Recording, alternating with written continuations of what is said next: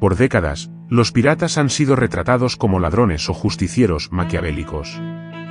A nivel mediático, se les concibe como sucios, rudos, machos y hábiles con casi cualquier arma que tengan en mano. Si bien es verdad que no derrochaban bondad a los individuos externos, los códigos internos de conducta pirata demostraban algo de su parte más civilizada.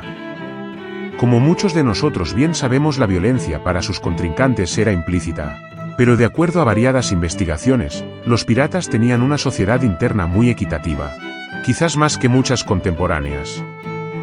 Los piratas homosexuales que vivieron entre los siglos XV al XVII llevaron una subsistencia inusualmente igualitaria para su época, con seguro médico y uniones entre pares con reconocimiento civil.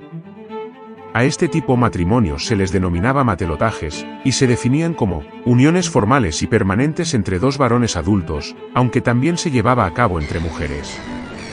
Cualquier práctica homosexual era común entre estos bandidos, pero no siempre un matelotaje implicaba una relación monógama. Había casos en los que uno de los piratas también se encontraba casado con una mujer. Es por eso que hoy y en tan solo unos pocos minutos intentaremos explicarte las relaciones que existían entre los matrimonios homosexuales y los antiguos piratas. Sin más preámbulos, comencemos. Decenas de hombres solos en alta mar por meses, a veces años.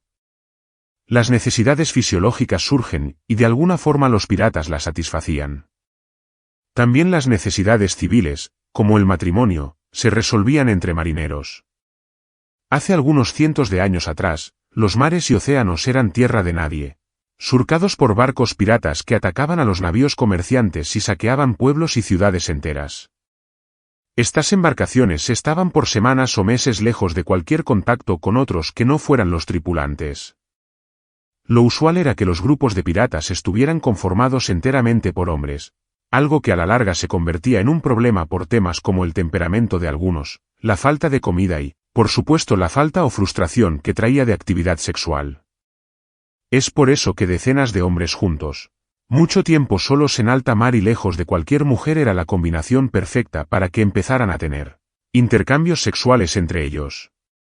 De hecho, no era mal visto ni mucho menos castigado, pues era una necesidad básica que debían satisfacerse a como diera lugar. Fue entonces que el llamado matelotaje se convirtió en una especie de matrimonio entre personas del mismo sexo, ya que era una práctica que realizaban dichos piratas para realizar una unión formal entre dos de sus integrantes, ambos hombres, por supuesto. Matelotaje proviene del francés matelot, que significa marinero u hombre de mar, y según lo que se sabe, esta práctica u organización, similar al matrimonio actual, existió por aproximadamente 1 o 2 siglos, entre 16 y 17. Bajo este contrato totalmente legal y aceptado, dos hombres unían sus patrimonios de forma permanente, luchaban juntos en el mar y se cuidaban mutuamente cuando alguno de los dos caía enfermo. A veces se expresaba por medio de un documento que certificaba que, en caso de muerte de alguno de los dos, el otro heredaría todos los bienes materiales de su compañero.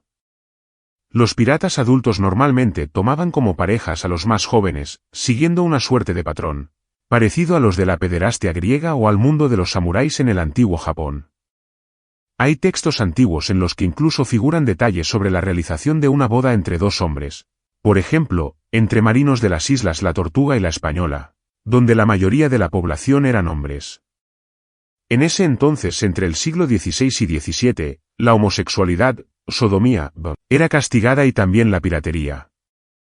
Entonces, los piratas gays no eran precisamente bienvenidos en todos lados. Pero, por fortuna, los bandidos marinos pasaban la mayoría del tiempo en las aguas, y ahí, la homosexualidad era ampliamente aceptada. De hecho, la mayoría de los bucaneros rechazaban la heterosexualidad como la única orientación sexual y, al igual que sucedió en la era de los vikingos, muchos de los piratas veteranos solían tener aprendices. Luchaban, comían y dormían juntos. Es por eso que la homosexualidad en los piratas no era un comportamiento que fuera señalado como algo prohibido o negativo. La piratería ofrecía una liberación de las restricciones de las relaciones junto con las otras reglas de la sociedad. De hecho, ellos se separaban conscientemente del resto de la sociedad. Algunos incluso adoptaban nuevos nombres y brindaban con agua de mar para marcar su nueva vida. Y estaban perfectamente conscientes del mundo masculino al que se unían.